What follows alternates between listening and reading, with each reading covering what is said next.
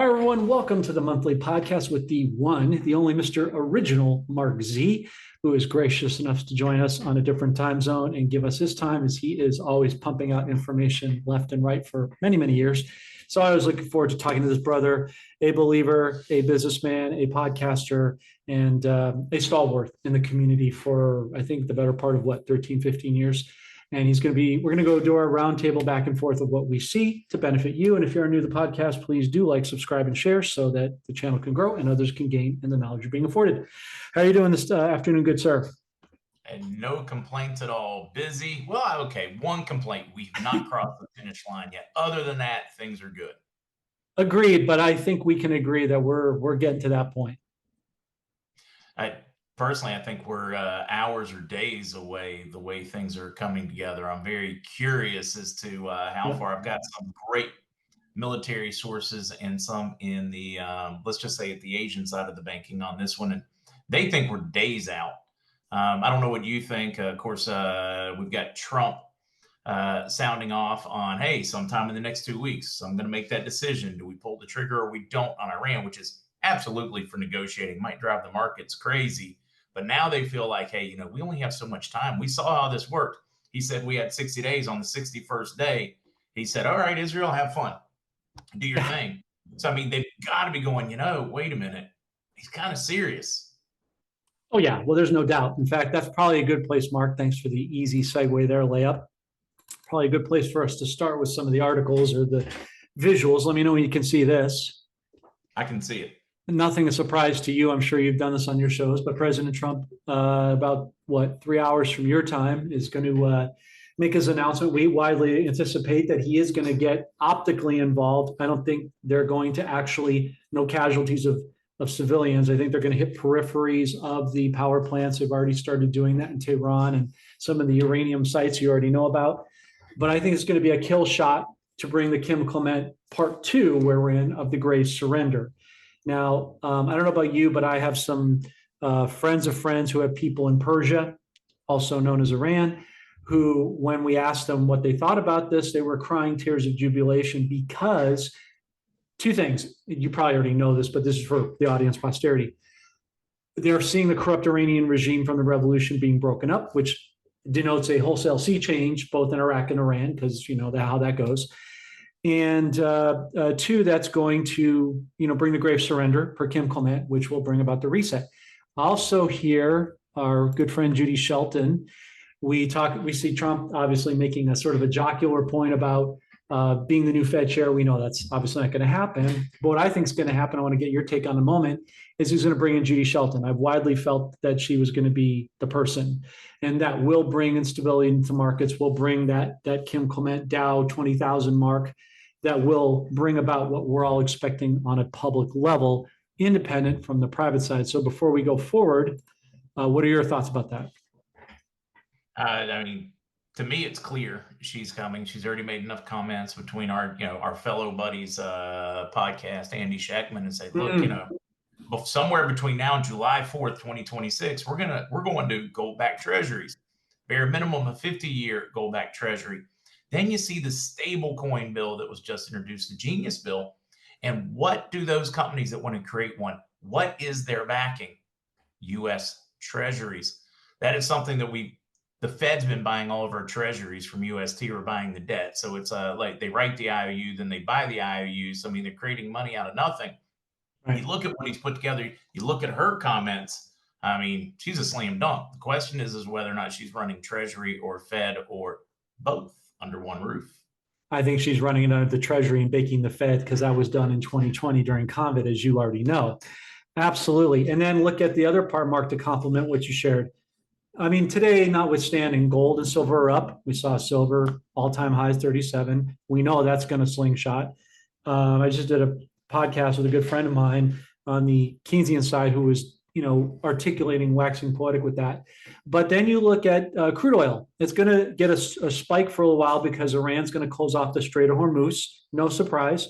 Trump will counteract that by drilling internally and using all the resources, coupled with the trade deals that he's already probably done, but will optically announce, like he's done with China. You look at Putin bringing in, I believe it was Indonesia today to BRICS, and Brazil a few days ago welcoming in Vietnam. We know Iraq's going to join the WTO, and they ain't doing that on a fake program rate on Forex, which the real rate, as you know, is in the private sector. So all of that tells a very clear and present sign of where we're headed. No, very much does. I did. One thing I shared yesterday with my community was going back to 1991, shared a article, I forget whether it was New York Times or Wall Street Journal, on Kuwait, which would have been mere weeks before they revalued their currency. And they were talking about the instability in the region, the instability in their country. They weren't ready, but they were uniquely poised because they had foreign, their reserves were higher than what they had in circulation. The size of the population, I mean, verbatim, you could have taken pretty much Kuwait word out, put Iraq in, and changed it. And it's all, I mean, just almost exactly verbatim where they are at in this process. And I just thought it was fun to bring in that historic view for folks to show you that, I mean, they're going to keep running stories up until the moment this goes to keep us all from guessing at timing or thinking, no, not yet. But I really, I can feel it, smell it getting close. Yeah, agreed. It's two things to your points, Mark. One, it's a distraction. Hey, look over here, not over here, right? Never let the left hand know what the right hand's doing. And you asked me about what I thought about time frame. As you know, we don't do dates and rates, but I would say, right, but I would say I think we're a lot closer than people think we are. I don't think people need to keep moving the goalposts and saying, "Oh, it's next month. It's next month." No, it's condition based. But as we see the narrative now, we've seen the attacks. That was phase one. Phase two, we're about to see the grave surrender. Phase three will be the repercussions using the Fed. They're going to audit Fort Knox. They're going to audit the Fed, going to get people on his side. Everybody's going to be about destroying the Fed. You got the big, beautiful bill coming, I believe, in about 2 weeks, right? By or before the 4th, which has, big implications for all these things. So yeah, I think we're closer than we know. Yeah, back to that one on the audit, the Fed, Massey's bill to do just that.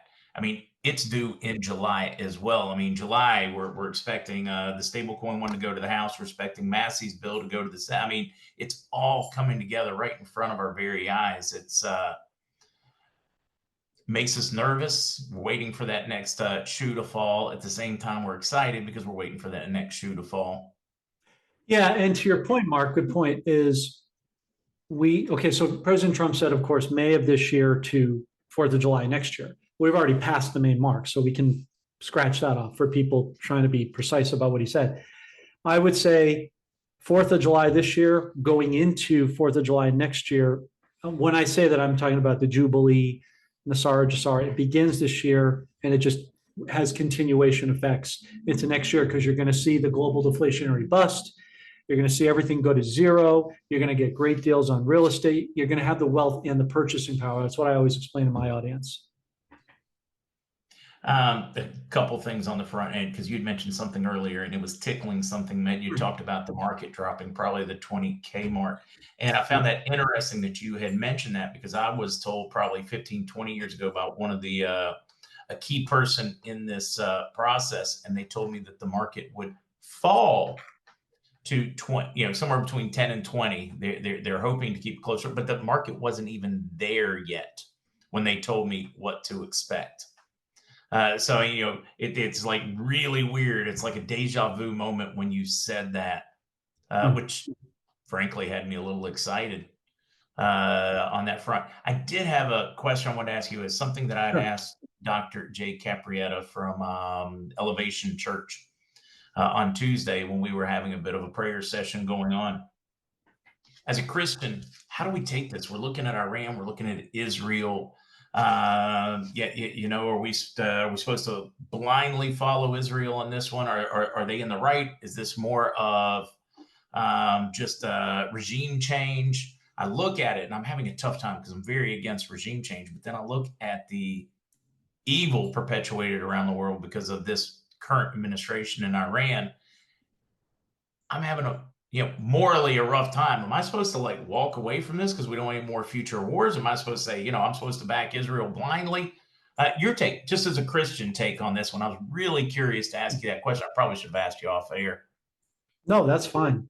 Thank you. And I think it's better that you did it transparently. It's more genuine and for people to see it. It's just more on the off the cuff. It's a great question. It's one that I wrestle with as well. So I share with that. Um, I have to break it down to a couple parts because it's an elephant question. So I'm definitely for the regime change that's going on in Iran because they know how corrupt that's been since the revolution. That part's a lot easier to reconcile. There are, of course, the Mossad and the Kassarian mafia. We're not for that. But then we look at the Bible, we look at Revelations, as you know, and what it says about we haven't hit the third seal of prosperity yet. That's what we're about to hit. That then leads to the harvest of souls. Once we get to the sixth seal opening up and what Israel wants to do with that, if you go by that, hearkening in or ushering in the end times, thankfully as believers, and this becomes a touchy subject, the rapture and so forth. I don't take sides about pre-trib, post-mid. My goal is to rule and reign until he comes. Because it says in Revelation, right? We don't know when the Father is going to tell Jesus when he's coming back. So there's no point in trying to, in my opinion, worry about something that you don't, if he's not going to know, how are we going to know? That's how I look at it to your question. Thief in the night. Right, exactly. And I just say all that because these are sub-points and demarcations to answer a deep question that you're asking.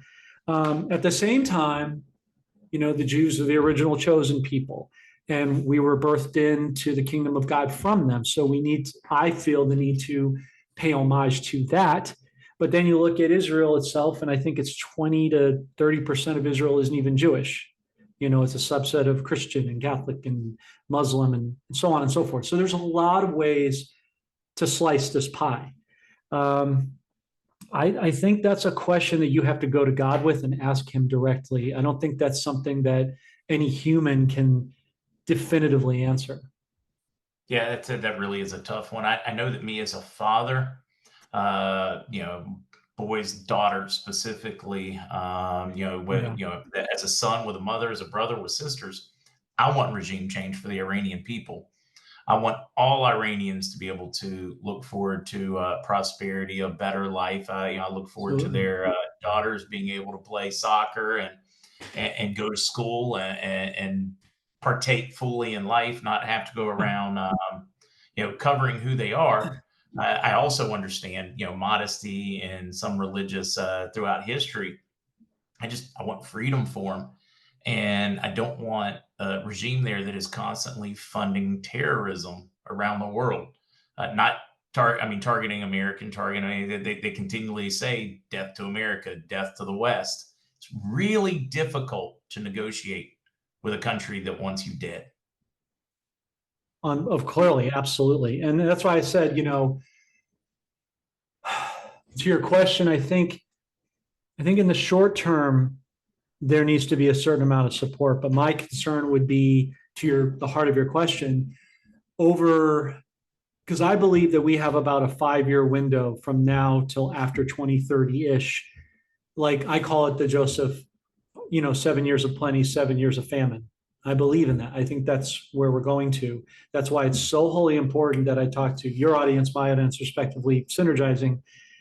Take advantage of the wealth and the purchasing power. Build up your storehouses. If your kingdom or humanitarian projects include homelessness or feeding the poor, the lonely, the hungry, the sick. If you want to do missionary work, whatever it is that God has tasked you to do, take full advantage of that because at the end of the day, as you know, it's his money, not ours. And I think that's an ideological mindset that needs to be deployed more than just our own personal gratifications. Although there's nothing wrong with that, just put it in its appropriate place. Put healthy boundaries in that, right? So after that 5 years, the third seal has already opened up. We're now getting to that sixth seal with the calves and all that kind of stuff that we talk about with Israel and so forth, where, the Golden Temple. I think that is where it's headed. And so my concerns are more long-term, 5 to 7 years, where we go after that as a nation. And God can change the temperature of things. He can change the cycle, but we as Christians have to be praying in unison that he can overcome things in the spirit realm. We're not resigned to just a fatalistic mentality. Well, in 5, 7 years, they're going to take over and we're done. Depending on how we steward this wealth, depending on how we come back to God as a nation, meaning America, because as America goes, the rest of the world follows. If we get back in line with his principles, his tenets, and just get, as I said to you before, the first 2 commandments right, I think we have a greater opportunity of extending that life cycle and peaceability versus going our own way. I don't know if that answers your question, but that's my best attempt to do so. It got me thinking the whole 90-10 had what, and it just has stuck on the tithe part.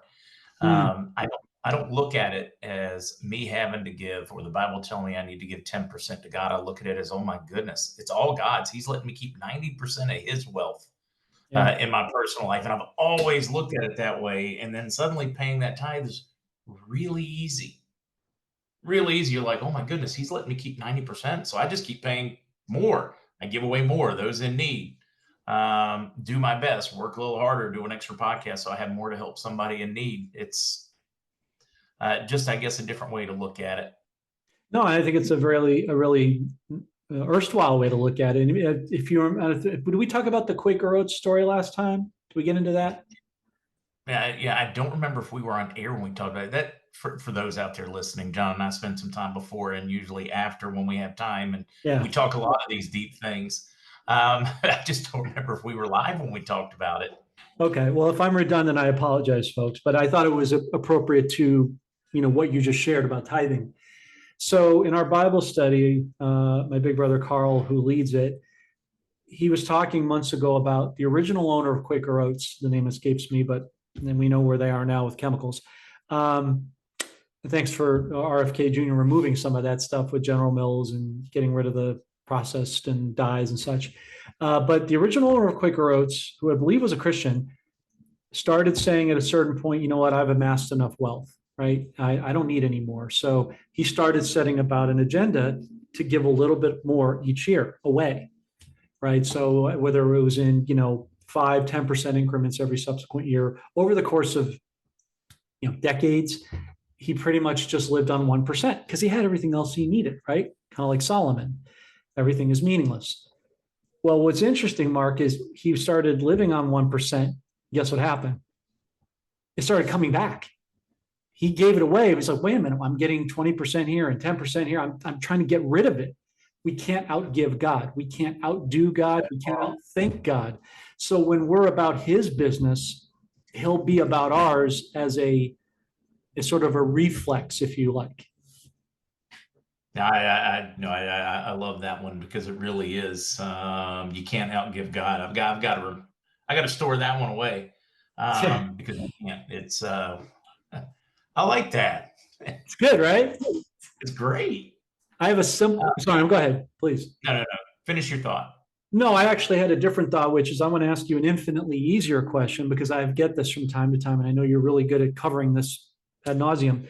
So somebody commented to me privately today, is Iraq going all digital? I'm like, even if they are, they're still going to take our paper currency in the banks. So I just want to get your take on that. And I mean, Iraq is probably 4 or 5 years ago. They told us what they were going to do, and they called it the I-dinar. They told us that they were going to go to a digital dinar that was going to be backed by physical assets, a basket, the combination of gold, and you've seen them becoming one of the largest gold holders in the region, moving up in the top 10 globally. I mean, they've made all the moves, assets, and then a basket of currencies from their region. They told us that they were going to go to a digital currency and called the I-dinar that was backed 100% by assets. They would still have a cash equivalent where you would have cash because there are times, especially in that part of the world, where you're not going to have access to 24 electricity or maybe internet. So they have to, but the cash will be backed by the I-dinar. The I-dinar will be backed by the physical assets. When people read about that, I'm not worried about it at all.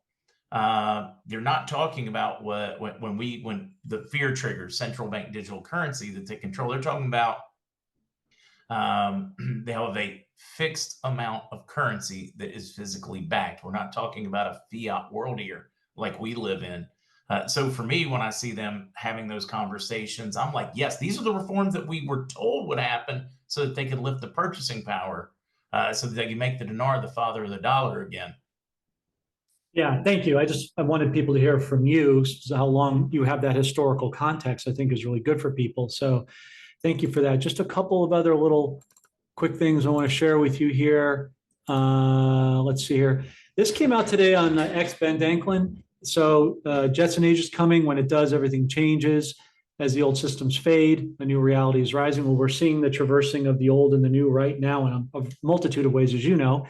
There's technology so advanced, most people wouldn't believe it exists, like med beds, not science fiction nor the future. It's real, it's hidden. Everything changes, connecting the dots, right? So future proves past. I am hearing on my end, unofficially, that because I always get this question, when are we going to get into a med bed? When are you going to get into a med bed? I mean, I get it. I understand there are people in great need. I'm not unsympathetic. The answer is I don't know the date. I don't sit that high, neither do you. They don't come and call us on our Batmobile phone and tell us.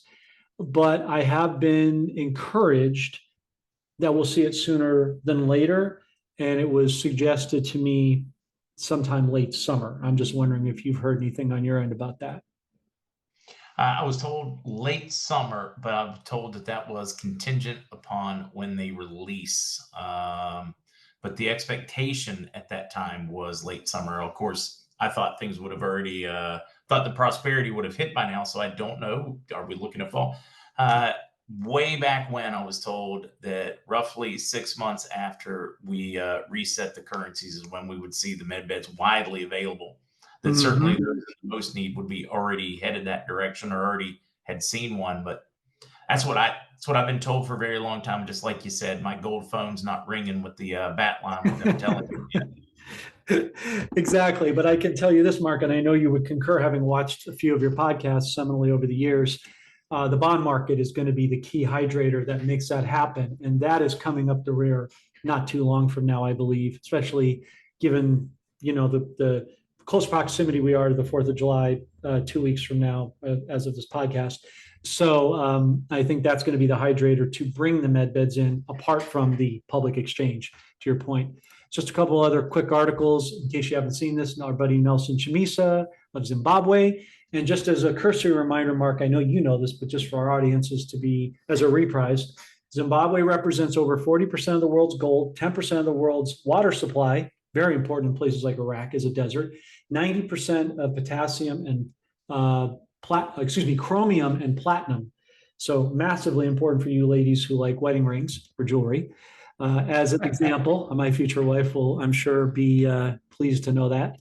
But here's, no, I haven't met her yet, folks. I mean, when I do in Tennessee. But he says corruption must never be a fashion or a skill. You stole the elections, you stole the mandate, you stole the gold, you stole the money, opportunities from citizens, the dignity, the pride, stealing across the board. Thieves elsewhere steal from their countries, but thieves in our yard steal from the whole country. What a shame. We will not allow you to do that in the future. So what that tells me is, number one, his imminent return, and the wealth of the wicked shall be returned to the righteous, right? So now I would like to share one other post with you, Mark, that I thought was really important. And this is about mindset. I always talk to my audience about there's 3 things you need to do, vis-a-vis giving props to John Nigo, Currency 365 for this. 3 things that people need to do to be successful. And however you define success, not to govern by money, change the mindset, take action, so are you prosper. Going back to your apropos point earlier.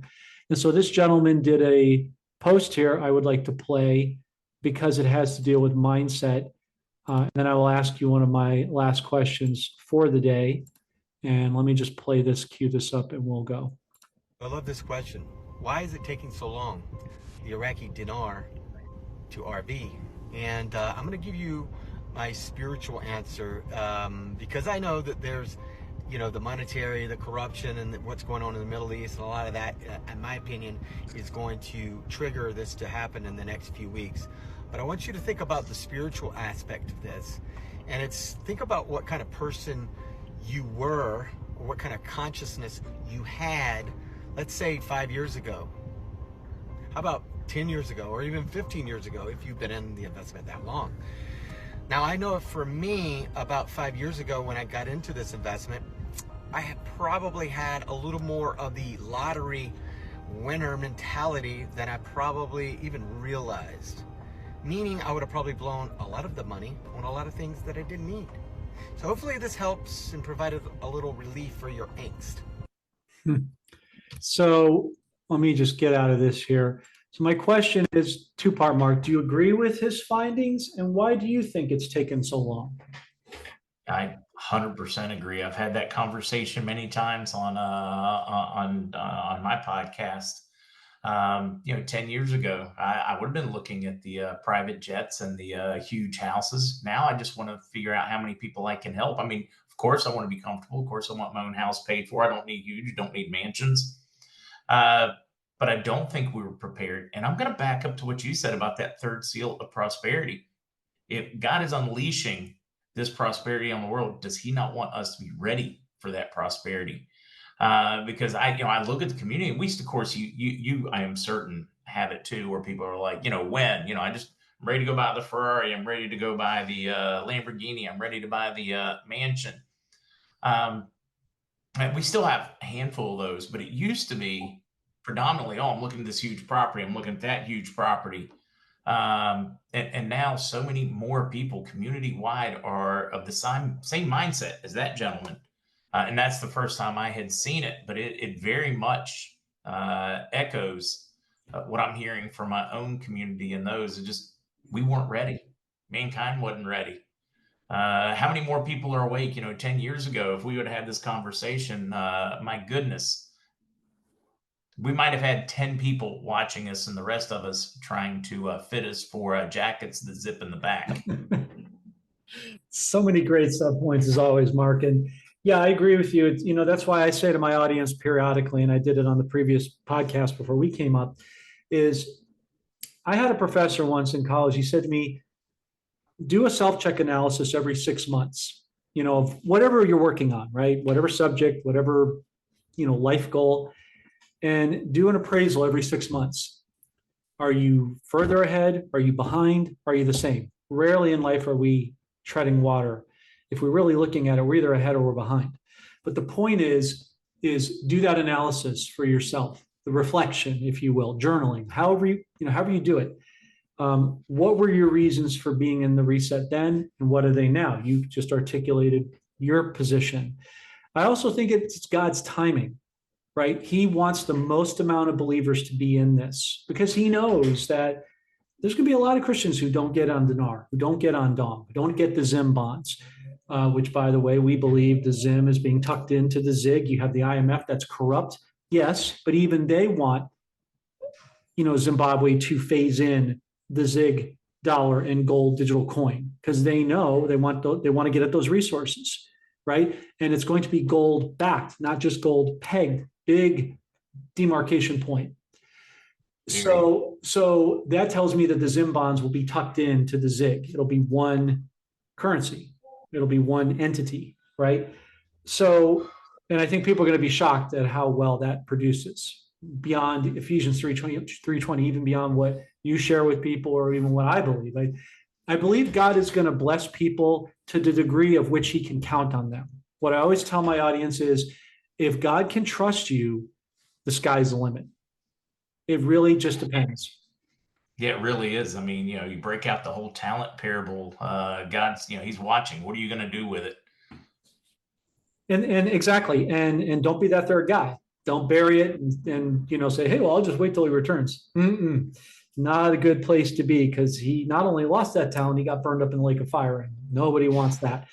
And then I also get the question when to the other extreme. I'm on my last dime. I'm struggling. I've got this issue. Whatever it is. And of course, we're not unsympathetic to it. We're just not God. We're not in control of it. All we can do is do what we're doing. Do our best, and we let God do the rest, right? But His timing, even though we may not agree, even though we may not understand, and if you're seeking to understand, you're barking up the wrong tree.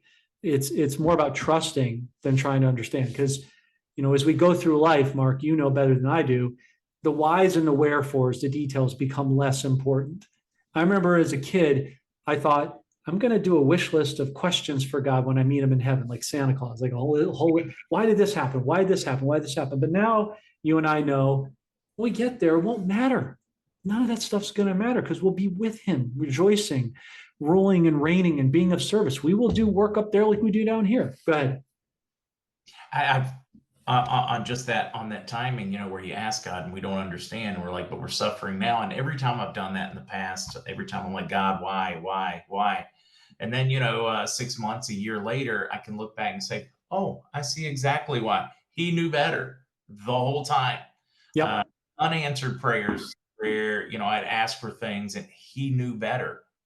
And, now often I thank God for some of those unanswered prayers. So I don't know what it is that we need to learn or I need to learn. I don't know, why the timing is the timing, but I know that it's going to be perfect when it happens. Couldn't have said any better. You were mentioning our good buddy, mentioned Andy Scheckman, who I've gotten to meet. You've known him better than I have for a long time. And what's interesting is both he, Lynette Zhang, Bill Halter, all of which, I interview regularly, they're all saying, these are people that came from, the Keynesian side. You've done a great job with Andy of getting him to be cognizant of this, credit to you. Even they're coming and saying, Mark, now is the time. Now's the time to get in. I spoke to Lynette yesterday and she's like, I've never seen a better time in history to see people come together and converge for this wealth transfer. I've never heard her say that in all these years. So I think even they know the inevitability of what's coming. And I know people are not going to like this, and I'm not saying this to upset people. It's just to be earnest with you and the audience. As much as people want to know when, I think the more important question is, are you ready? Are you really ready? Because when this comes, if you're not prepared, you're going to wish you never had it. And there's going to be a lot of people who have this investment who are going to wish they never had it because they weren't prepared. They didn't change their mindset. They had a lottery mentality and they're going to lose it and go, God, I wish I never had this. And if you don't believe me, talk to people who've won the lottery and ask them how they feel about it in the before and in the aftermath. No, absolutely. There's a lot. There's great books. There's videos of people's lives that were turned upside down by it. That's at this point, we can't change the timing, but what we can do is change whether or not we're ready for it. Yeah, and I think you would concur also, Mark, that not to wax poetic here, but there's a lot of people out there who are focused on being right or being first. And my thing is, and I would think you would agree, we want God's giving people to win, not because it sounds altruistic, but in reality, that's the most satisfying feeling to your soul as a Christian is when you can give, right? Not to get, but just to give with no expectations. But we want God's people to get a seat at the table and increase the ratio of how many people get in. Instead of it being 1%, we can get it to 5%. That's a major win. It is, but for me, going back to that, to me, the prosperity, the great wealth transfer is all going to be about what we do to harvest souls for the next step. So when I look at it, I really don't look at it as this is all for me to do all these things. This is for me to bring as many people as I can. If that means using food for the hungry, so that they see somebody that has Christian beliefs, feeding people, so like maybe there is something to this God thing. To help the homeless, because that's what I should do, not because I am trying to earn favor with them, because if I'm full of the Holy Spirit, then the fruits of the Spirit are what people are going to see. It doesn't go backwards. Doing good deeds doesn't get you into heaven. It's being full of the Spirit. You start doing good deeds. Well, yeah, and you do it for a God that you want to show gratitude to for everything he's done for us, the things we know about and the things we don't. I was going to say, Mark, isn't it great, right, that we serve a God that's not only generous and merciful and kind and gracious, fruits of the Spirit and such, but he gives us creative license how to use the talents he gave us. We didn't give him, he gave us. So it's not like he's saying, well, you have to help the homeless or you have to do this. He's like, here's the talents I gave you. Here's what I put on your heart. Go do it as you feel led, right? So, I'm not built to be a missionary, but there are people who are. I'm not built to do a homeless shelter, but there are people who are. Isn't it great? We can pull our talents together. As the Bible says, many hands make light work. So, perfect illustration. Yeah, the whole free will concept, I think people need to pay more attention to. I agree. As we close for today, Marcus, I want to respect your time. What are things that, because I don't have, I wish I did. I see your podcast periodically. I, chime in, but I don't get to follow you as much as I would like. But as a summarization to what you've been saying on the podcast, what are some things that you're seeing if you look at it from a 30, 40,000 foot view? What are things that you're looking at for your people to be either looking for or to be encouraged about in, say, the next 2-3 weeks? Settling of what's going on in Iran and Israel, I think, are absolutely key right now, so that we have that stability just in that region. I keep telling folks to pay attention to that one. I don't think we necessarily have to have the Genius stablecoin, some of this legislation that we're looking for. I don't think we necessarily have to have it completed, because I still maintain that we've been under corporation since, 1871 or whatever that was. Yeah. Yeah, sorry, I was doing the math. I was like, wait. So I'm not convinced that we need those so much as we need to be cognizant of it. I'm not so certain that we need to have the budget balanced, but we need to have the conversation that this doesn't work, because when we move to real and sound money, you can't do it like they do it. You can't run deficits. You actually have to have it. So I'm not looking for, some of the people out there looking for more to be completed than I'm looking for to be completed. So for me, right now, all my eyes are on the Israel-Iran thing, or we can back it up to Q for any of those that follow us, that Israel will be last. And we don't know what that means. Is it Israel removing that, or is it the end of the Khazarian? Is it Israel ending the influence of Iran? I don't know that answer. Yeah, it's God will reveal as he sees fit over a period of time. One other quick question I was thinking as you were sharing, what are your encouragements about the new digital asset-backed economic system we're optically walking into, and what are your concerns or reservations about it?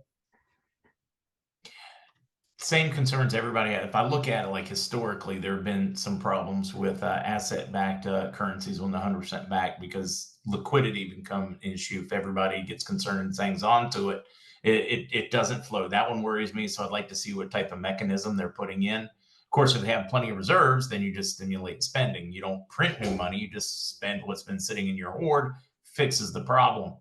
That was one of the biggest problems the U.S. had when you went back to, when we had our crash in the 20s and 30s. We didn't have enough reserves.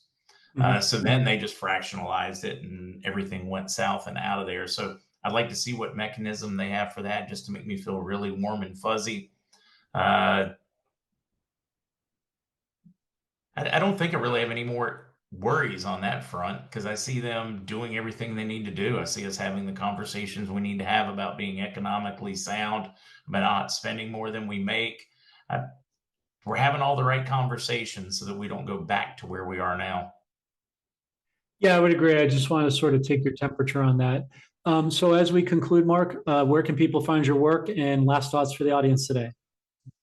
They just need to spend more time watching your channel for when I'm here once a month. Or you can go to theoriginalmarkz.com if you would like, or just look on YouTube for The Original Mark Z. If you're looking on X, aka Twitter, it is just Original Mark Z, no "the" in front of it. Thank you. Any last thoughts you have as well you want to impart? Talk to God. We've got to survive the craziness of the day and time, and just remember, it's not as bad as it seems. Yes. And as Kim Clement said, paying homage to the late great Kim Clement, when things seem at their worst, I will set my people free. We're not at the worst yet, but we're rapidly moving to that point, and that should be prophetically, I think, an indicator to your point. And folks, if you are looking for currencies, it's one of our main sponsors: dinar, dong, zim bonds, Venezuelan bolivar, Colombian peso, and the many other foreign currencies and nations and provinces. We will leave that link in the description for your perusal. The Original Mark Z, thank you, brother, for being here. We appreciate your time and expertise. God bless you, and we pray you have a good rest of your day, and happy 4th of July incoming. Thanks. Appreciate the opportunity. Likewise.